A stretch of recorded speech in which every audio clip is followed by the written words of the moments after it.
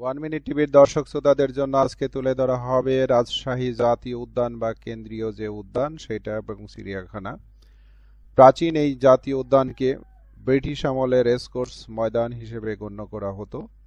আমরা তার ইতিহাস ঐতিহ্যই আজকে তুলে ধরব। বর্তমানে একটি শিক্ষা নগরীর একটি অন্যতম বিনোদন পার্ক এবং বিনোদন কেন্দ্র হিসেবে পরিগণিত হচ্ছে এবং দেশ বিদেশের বিভিন্ন শিক্ষার্থীরা বিভিন্ন স্কুল কলেজ মাদ্রাসা এখানে শিক্ষা সফরে নিয়ে আসছেন তাদের শিক্ষার্থীদেরকে ভ্রমণের জন্য।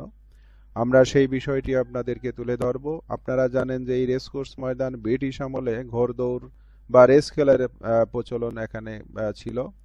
ঘোড়দৌড় বা রেস দেখার নেশায় দূর দূরান্ত থেকে জনগণ এখানে ছুটে আসতেন। অনেকে আবার এই খেলায় বাজি ধরে সর্বশান্ত হতেন। ব্রিটিশরা এতে মজা পেতেন এবং মূলত তারাই লাভবান হতেন। রেস বা টমটম বন্ধ হওয়ার পর এই রেসকোর্স ময়দান পরিত্যক্ত ছিল দীর্ঘদিন।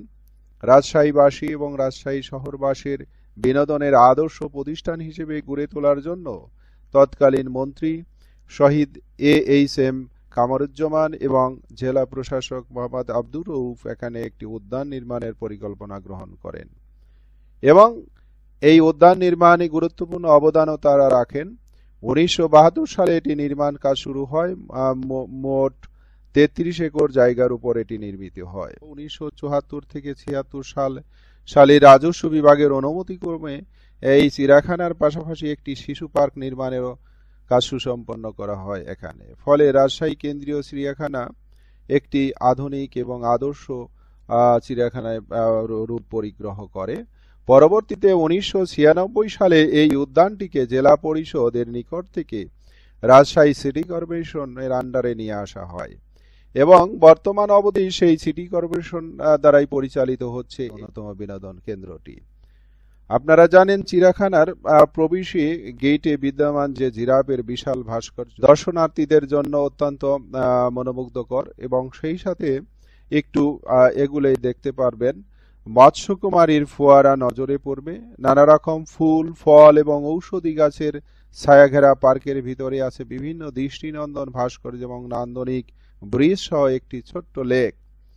চিড়িয়াখানায় উল্লেখযোগ্য সংগ্রহের মধ্যে একসময় ছিল বাজরিকা, বালিহাঁস, ঘোড়া, হরিণ, উদবিড়াল, অজগর সাপ, কুমির সহ বিভিন্ন জলজ এবং স্থলজ পশু পাখি।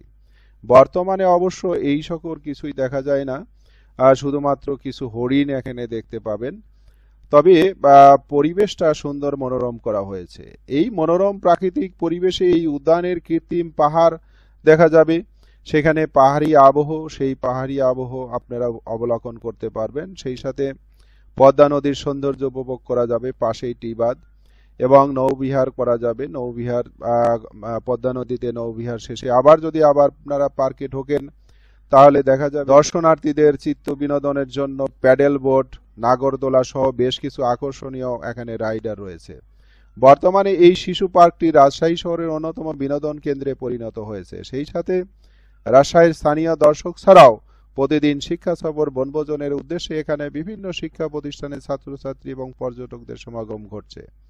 প্রবেশ মূল্য এখানে ধরা হয়েছে মাত্র 25 টাকা।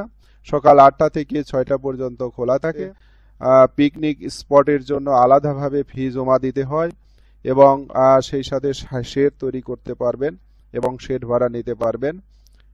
রান্না বান্না করাও এখানে সুবিধা আছে। এখানে আপনাদের জন্য পানির ব্যবস্থা করা হয়েছে, সাবমার্সিবলের সুন্দর মনোরম পরিবেশ করা হয়েছে এখানে, যাতে শিক্ষা সফরের জন্য উপযোগী করা হয়েছে। পার্কের সামনে গাড়ি পার্কিং এর ব্যবস্থা রয়েছে। রাজশাহী কেন্দ্রীয় উদ্যানের ইতিহাস ঐতিহ্য তুলে ধরা হলো। সবাইকে ধন্যবাদ। ওয়ান মিনিট টিভির পর্দায় চোখ রাখুন দেশের ইতিহাস ঐতিহ্য নদ নদীর ভিডিও দেখতে। আসসালামু আলাইকুম ওয়া রাহমাতুল্লাহ।